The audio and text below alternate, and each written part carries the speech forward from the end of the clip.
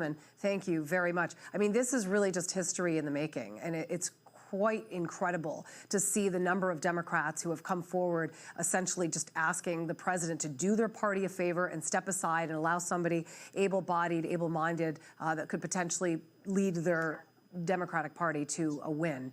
Right now, polls are already looking not good for Biden. It's only going to get worse, I would imagine. Let me ask you, Alex, where do you see this going? And the president has remained pretty steadfast that he's not going anywhere. Right. I mean, Joe Biden is an arrogant and proud man, but the weight of the polling and the weight of the party is shifting against him. If you look back to 1984, President Ronald Reagan had a bad night, not as bad as President Biden did on the debate stage. President Reagan dropped 7 points, but he was ahead by double digits. President Biden can't afford to drop a single point. So I think now that's why Democrats are really seriously considering whether or not to throw this president over the side of the boat and continue on without him. And Kaivan, I just don't think that the damage control has really been there. I mean, if there was real damage control, he'd be holding news conferences, he'd be doing live presentations. But his excuse that he had a bad night in the White House, repeating the words bad night 10 million times, and then the president, in fact, saying, look, I made a mistake. You don't make a mistake for 90 minutes. You make a mistake because you misspeak once or twice. I've done it a million times. But for 90 minutes, that's a big mistake. Well, it sounds like that's your opinion, but I will say that there haven't been these top Democrats calling for the president to step down. Tim Ryan is not a top Democrat. Van Jones, who worked for Donald Trump, is not a top Democrat. The New York Times editorial board and all these elite papers across the country are not the real Democratic Party. I have not seen one Democratic leader make that statement. Now, I will say that Democrats don't suffer from the founders' problem that we talk about in business that MAGA suffers from, right? Which is that they live and die with the cult of Donald Trump. Biden has been a great president. This week alone, border crossings at a record low during his tenure. We should cover that a little bit more, I think.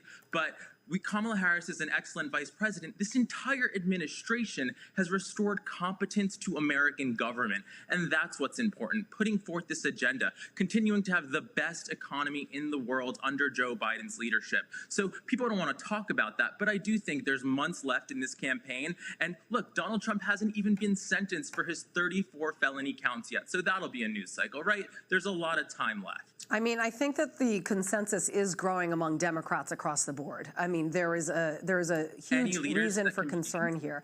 I mean, I think Nancy Pelosi sees it. I mean, she hasn't come out. No, because she's not going to do that because the president is still in the office. But okay, she has. But have you watched her speak recently regarding the way that the president has been sort of a bit off? I mean, and it's not just these Democrats that are in elected positions. I mean, when you've got the New York Times that comes out with an article just yesterday quoting a key ally that had said that they had a conversation with the president that, in fact, he was considering whether or not to step aside.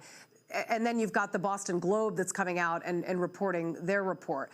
That says a lot. This is the New York Times and the Boston Globe. These are liberal publications. They're liberal publications that are usually, but these are liberal publications that are usually sticking up for the president. So don't you think? I mean, the New York Times. You don't think that's a liberal publication? The New York Times is a liberal publication. You're kidding. Oh, their own reporters have said they have a problem with the editor's standards against Joe Biden. The New York Times is not a liberal publication, and neither is George Stephanopoulos, who's going to interview the president on Friday. But go ahead.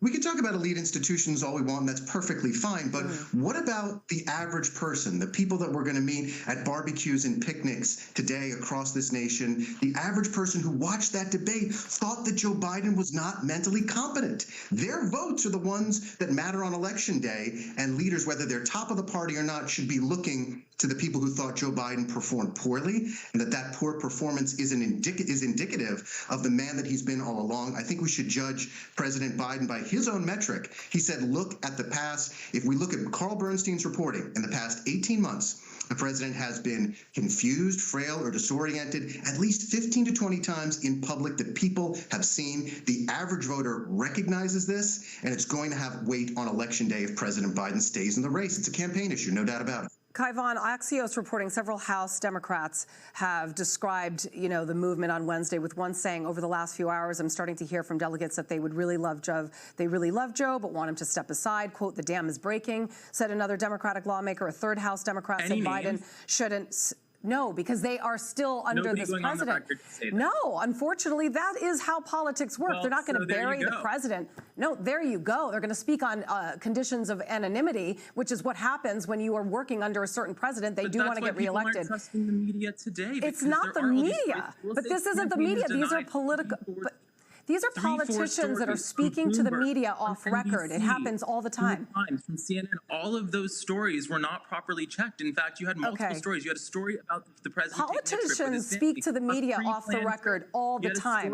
There's a reason why they're off the record, because they're protecting their own constituents and they want to get reelected. I mean, that's how politics works.